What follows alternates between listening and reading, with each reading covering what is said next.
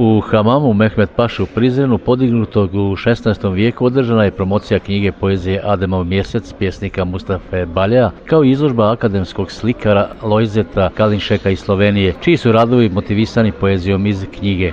O knjizi su govorili dr. Sadik Idrizi i romanopisac Rešad Fazli. Pjesnik Đulizarin ključ, pjesnik svodi račun, životni račun, traži odgovor na pitanje o prolaznosti svega, pa se zato vraća u svoj magični svijet iz kojega nikada nije ni otišao. I neće to biti bijeg od sebe danas, nego vraćanje putovima koje sam nekako nehajno i prebrzo prohodio. Slovenački slikar Lojze Kalinšek je svojim kistom ukrasio korice i obogatio unutrašnjost knjige, čime smo na najbolji način dobili sinkretizam, odnosno iskonski spoj slike i riječi. Zapravo, pjesme i nisu ništa drugo do slike u riječi, dok su slike samo obojene riječi.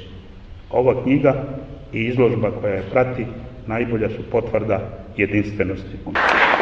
Istakao je u svom uvodnom govoru o novoj knjizi Mustafe Baljaja dr. Idrizi, a potom se prisutnima u ambijentu ovog historijskog zdanja obratio autor romana Kletva Rešad Fazli.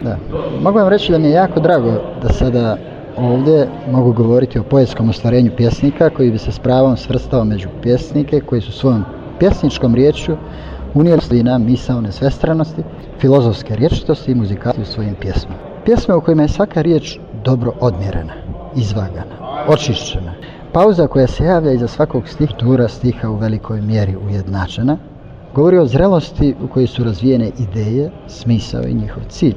Odnosno, sve su pjesme usmjerene nekom cilju, njemu dragoj ličnosti, eminentnim stvaraocima i na kraju svom zavičaju i svojoj pripadnosti. Pauza se javlja jer su pjesme dubokog razmišljanja i pjevaju o ličnostima koje su usmjerili njega kao čovjek. Dakle, pjesnik se ogleda u ovim ličnostima, slika svoju tugu zbog njihovog odlaska, slika svoje divljenje njihovom karakteru i naprednim pogledom. I ta se tuga i duboko razmišljanje mora oslikati sporim, laganim činom, bez usiljene i oštre intonacije.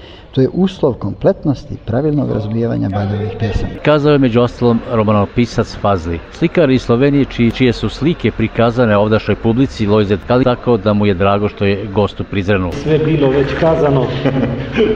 Nisam ja čovjek od riječi, kako kažu, moje ruke to što stvaraju, što se stvara ovdje i interesovano je isto dobro od poezije. I jako se radujem što smo se sreli sad s Mustafom i nadam se da to nije posljedna suradnja, da sam na ovakav način mogu shvatiti te pjesme i mislim da smo uspjeli. Dakle, u mojem domačem jeziku, na slovenskom, se prav sem zelo hvaležen, da sam lahko tukaj. Prizren je prekrasan. Prisutnima se obratio i sam autor nove knjige poezija Ademov mjesec Mustafa Balje, gdje je govorio o svojoj knjizi. Toga radi moram se spustiti u dubinu, kao što ti to činiš večerom kad padneš za more pa još i donjem svijetu poneseš svjetlosti. Ti prebogata zvijezdo, ja moram poput tebe da zađem. Kako to zovu ljudi ka kojima bih da se spustim? I tako otpoče Zaratustrin zalazak, a kad sunce zaže pojavi se mjesec, bijeli mjesec, upravo onaj moj, naš, Adem.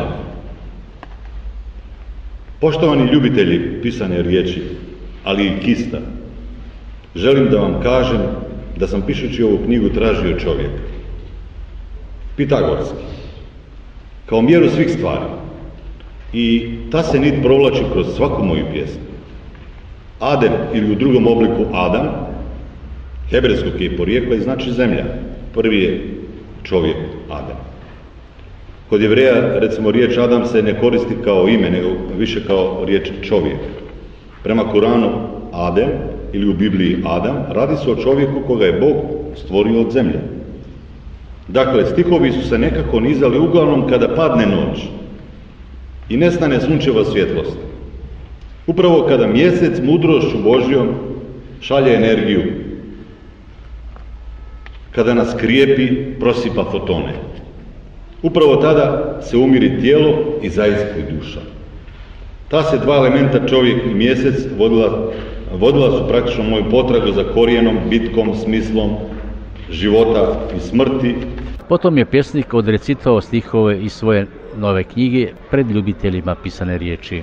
Promocija izložba, simbolički nazvana Perom i Kistom do Ademovog mjeseca, podržana je od Direktorijata kulture, omladine i sporta grada Prizrena, a realizirana je uz pomoć ambasade Republike Slovenije u Prištini uz sufinansiranje Ministarstva vanjskih poslova i Ministarstva kulture Republike Slovenije.